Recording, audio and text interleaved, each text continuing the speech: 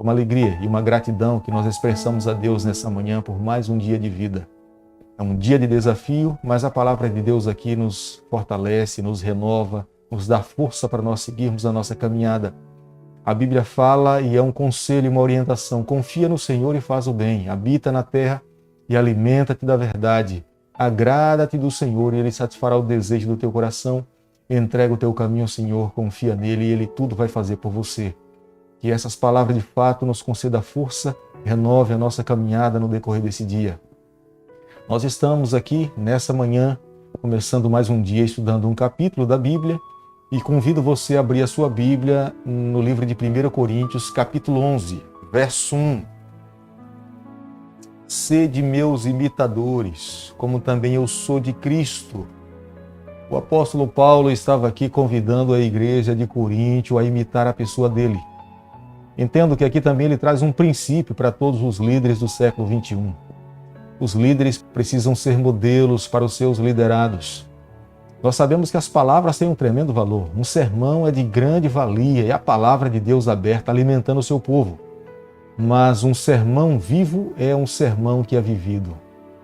Não há um sermão mais impactante na vida dos seus liderados do que de uma igreja, do que uma vida ilibada, uma vida que de fato represente, que seja um espelho da pessoa de Jesus Cristo. Claro que as palavras têm o seu devido valor e o seu devido lugar, mas o exemplo de fato é essencial para a vida de todos nós. Falamos para os líderes, mas também trazemos esse conceito para toda a igreja. No capítulo 11, o verso 6, portanto, se a mulher não usa véu, nesse caso, que rape o cabelo. Mas, se lhe é vergonhoso o tosquiar-se ou rapar-se, cumpre-lhe usar véu. O apóstolo Paulo estava aqui agora tratando de um problema dentro da igreja de Coríntio. Na verdade, ele fala de uma tradição. E nós sabemos que, muitas vezes, atrás de uma tradição, muitas vezes, há um grande princípio que deve ser seguido. Mas aqui, o apóstolo Paulo falando para a igreja de Coríntio, e ele sabia que ali na cidade de Coríntio era uma cidade portuária. As prostitutas, geralmente, elas iam para a praça, para o porto, se exibir com o seu cabelo. E era uma expressão de que elas, de fato, eram uma mulher que era uma mulher comum. E, consequentemente, pelo cabelo exposto, a sua maneira de se vestir, as pessoas que passavam por ali já conseguiam distinguir dentre das mulheres nobres, casadas, e das mulheres que eram comuns, vulgares daquele período. E o apóstolo Paulo, preocupado com a reputação das irmãs da igreja, das famílias da igreja, com a imagem da igreja, ele então aqui agora estabelece uma tradição dizendo, olha, as irmãs dentro da igreja deveriam usar o seu véu. Até porque as mulheres casadas daquele período, era muito comum as mulheres casadas, honradas, estarem com a sua cabeça coberta. E então agora ele trazia esse conceito para dentro da igreja e falava, é necessário que as irmãs casadas então usem.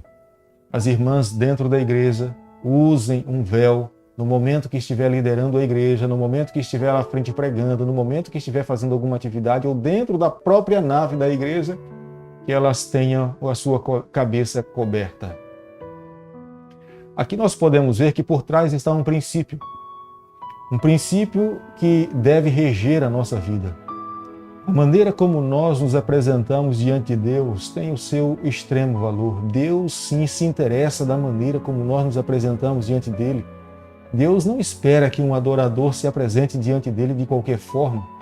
Nós podemos ver perfeitamente lá no Jardim do Éden, quando Deus um dia convidou os seus filhos, Caim e Abel, para que pudessem se apresentar diante de si. E seria uma forma de adorar a Deus. E Deus especificamente pede para eles para que eles venham e tragam uma oferta e ali façam um sacrifício.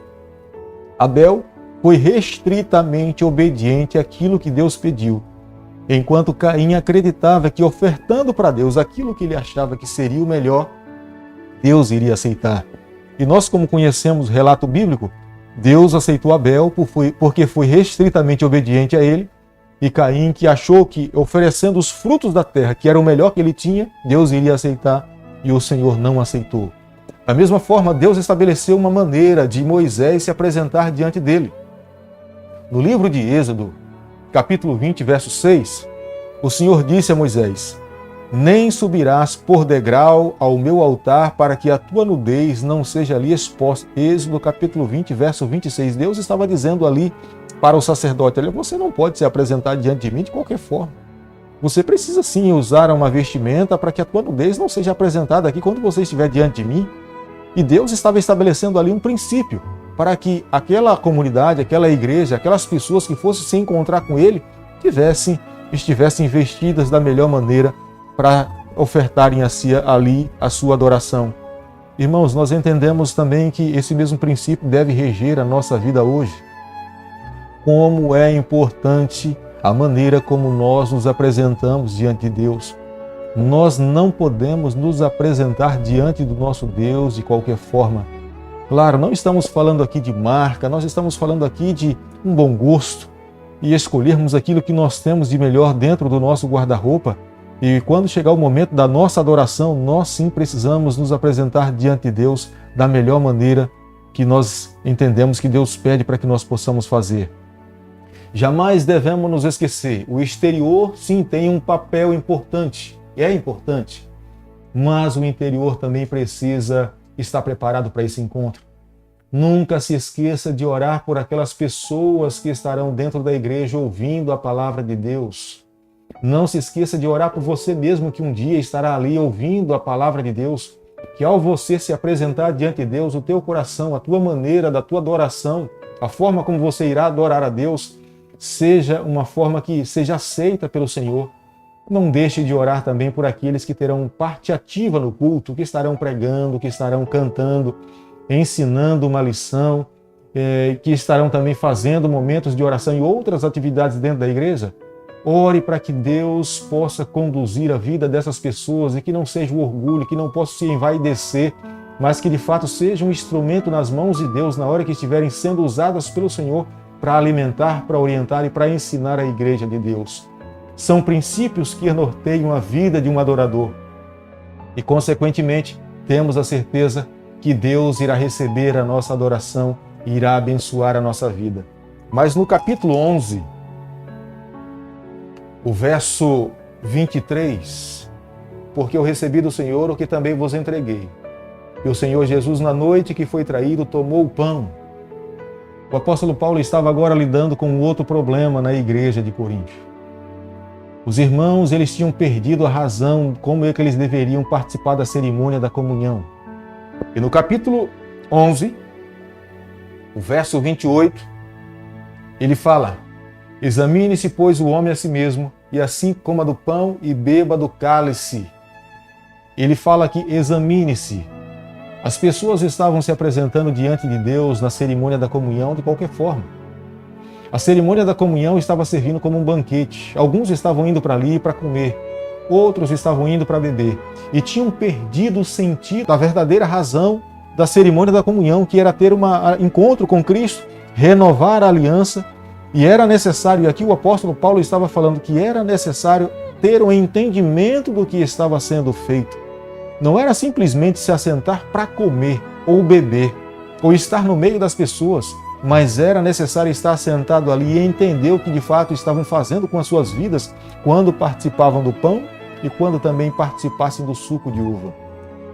Amigo, nos dias em que nós estamos vivendo, e é uma cerimônia belíssima para a igreja, a cerimônia da comunhão é uma das cerimônias mais lindas que existem na palavra de Deus e que nós praticamos nos dias atuais. É necessário ter um coração humilde no momento da cerimônia para que nós possamos fazer uma autoanálise. É por isso que nós começamos a cerimônia da comunhão com lava-pés.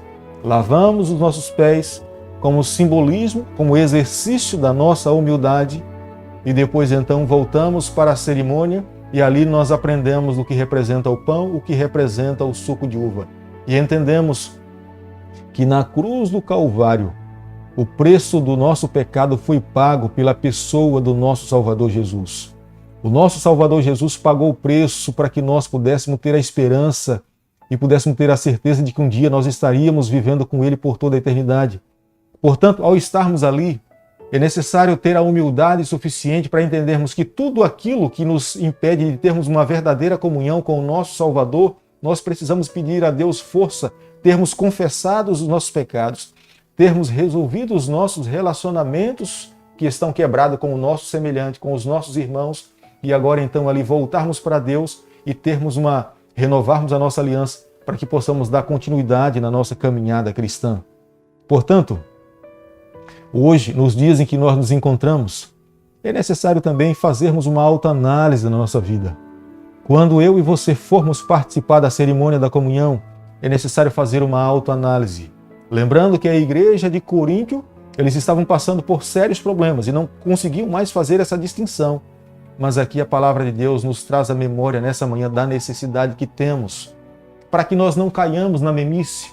Já imaginou alguém se assentar na cerimônia da comunhão e comer pelo fato de comer, beber simplesmente pelo fato de beber e não ter um significado na vida de fato que representa aquela cerimônia para a sua vida? E aquela experiência ali do pão e do suco e do lava-pés não significa nada para alguém?